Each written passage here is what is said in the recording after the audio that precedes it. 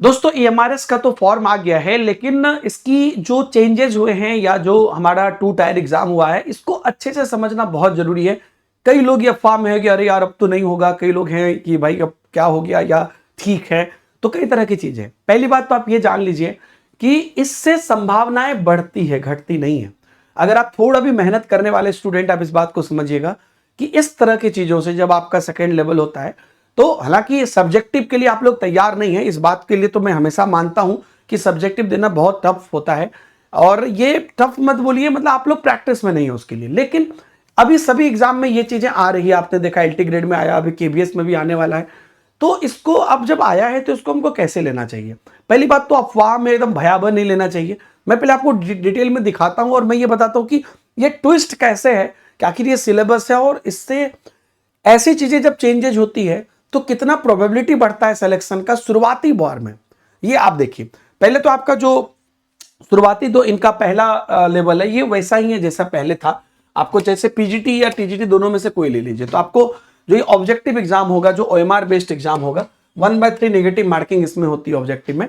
तो general awareness, reasoning ability, ICT, ये तीनों है आपका 10 15 15 मार्क्स का। फिर टीचिंग एप्टीट्यूड आएगा 30 मार्क्स का।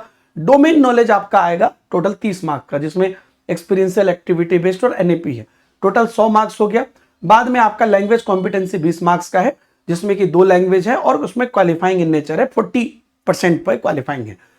तो ये क्वालिफाई किया तो ये चेक हुआ, और जब ये क्वालिफाई करेंगे तो इसके बाद मान लीजिए कि 500 वैकेंसी है, तो 10 गुना बच्चे यानी कि 5000 बच्चे को वो लेकर जाएंगे। यहां पर देख लीजिए, sorry, 1:10 against the notified vacancy वो लेकर जाएंगे आपको। और वहां पर वो क्या करेंगे, subject specific syllabus is uploaded on the website. अब वो वेबसाइट पे आ गया है, वो सिलेबस भी ऑलरेडी यहां पर है मेरे पास।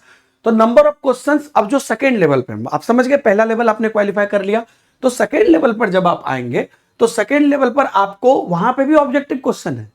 40 क्वेश्चन ऑब्जेक्टिव है जिसमें 40 मार्क्स है, और 15 क्वेश्चन डिस्क्रिप्टिव है पर क्वेश्चन पे 4 नंबर, जिसका 60 मार्क्स है।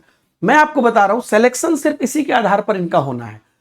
प्री इसलिए हुआ है ताकि आप मेंस में आ जाए। एक बार मेंस में आ गए तो अब प्री का मार्क्स से आपको कोई मतलब नहीं है।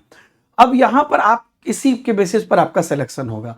तो टोटल 55 क्वेश्चन है, टोटल 100 मार्क्स। देखिए ये 40 तो आपको ऑब्जेक्टिव ही है, और ये जो 15 है इसमें 4-4 मार्क्स का आपको जो है 15 डिस्क्रिप्टिव क्वेश्चन है, तो ये 4-4 मार्क्स का रहेगा, ये आपको बनाना है।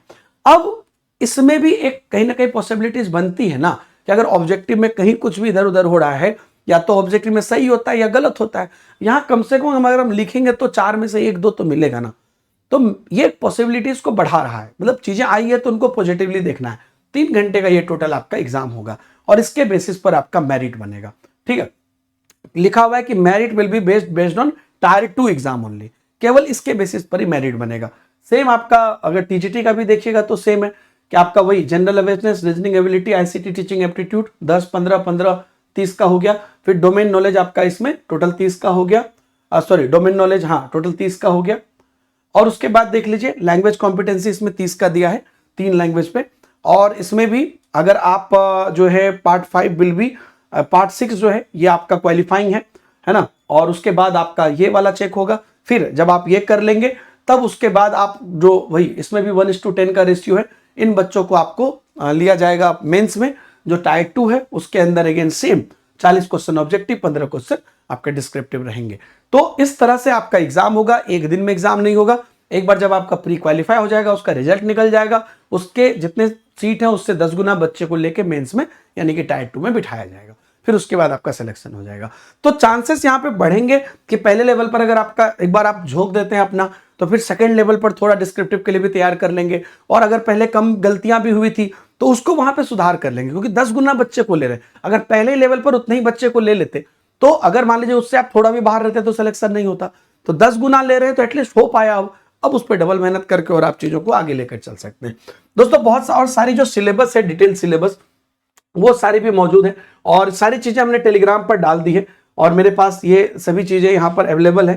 तो आप लोग अगर अभी भी सिलेबस नहीं देखें, ऑफिशियल वेबसाइट पर भी सिलेबस दी हुई है, मैं अपने डेस्कटॉप पे भी इसको रखा हुआ था, तो आप देख लीजिए। ये हमारे टीजीटी सिलेबस, ये हमारे पीजीटी सिलेबस, दोनों ही चीजें मेरे पास मौजूद है। तो अगर आप इसको देखना चाहते हैं तो मेरे टेलीग्राम ग्रुप में जाके आप देख सकते हैं, पूरा डिटेल सिलेबस भी है। तो आप इसको अच्छे से तैयार कर लीजिए और टेलीग्राम ग्रुप में जुड़े रहिए। किसी भी अपडेट के लिए नीचे DS से टेलीग्राम करके लिंक दिया हुआ है। जितने भी मटेरियल्स हैं, नोट्स हैं, PDFs हैं, सब मैं आपको वहां पे अवेलेबल कराऊंगा। Thank you very much, bye bye, जय हिंद।